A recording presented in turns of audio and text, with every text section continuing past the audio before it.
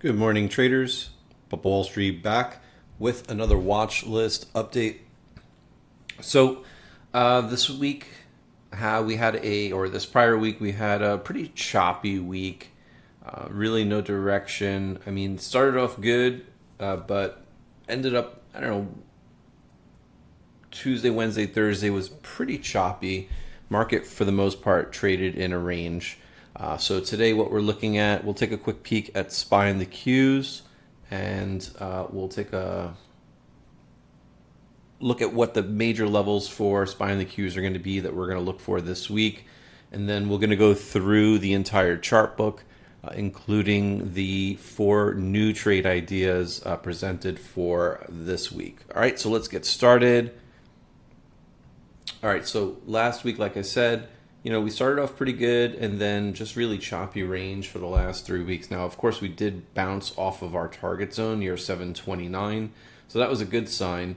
This week, what I'd be watching for, let me grab the 30-minute chart here so you can see a pretty tight price action pre-market. To the downside, I'd look at 748 for a gap close down to 745. To the upside, I'd wait for 749 for a potential move back up to 751.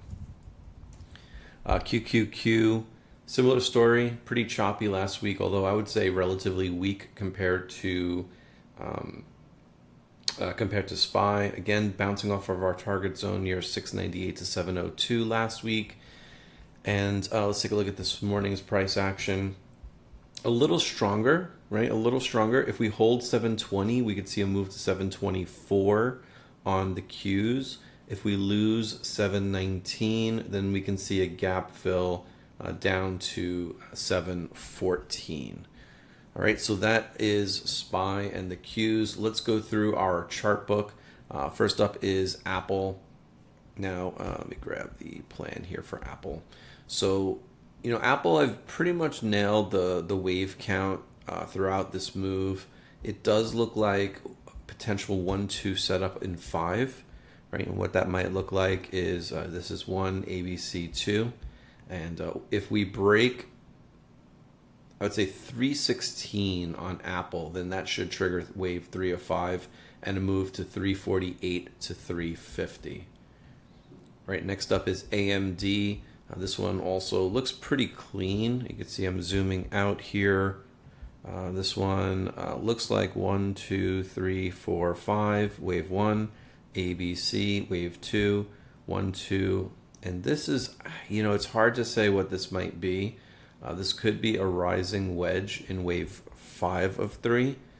So I would keep a close eye on AMD to make sure we're holding this trend line right here. So long as we hold that trend line, then we can grind up to maybe 700 by end of summer, beginning of fall. So keep an eye on AMD. It still looks okay. It has been obviously pretty choppy for the last couple of months, but chips in general have been a little weak. All right, ARM. Looking at this as a potential wave 4 pullback now, it could be an expanded flat ABC. I'd watch for a move into the 297 to 301 range.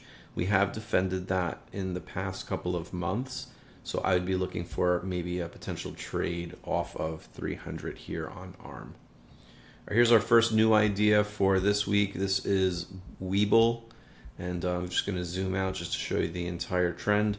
So, I always say the trend is your friend until the bend at the end, and it also works to the opposite direction, right? So the trend to the downside is your friend until this bend at the end. Now, what does that bend at the end look like? It looks like a reversal pattern, right? This is a cup and handle. Cup and handle, inverse head and shoulders are two of my favorite reversal patterns to play off of. One thing we could do, we could drop an anchored view up here. You could see that'll be our first big upside resistance over 733. We'll be looking at 874. That aligns with prior area of resistance here back in December of 25 to January of 26.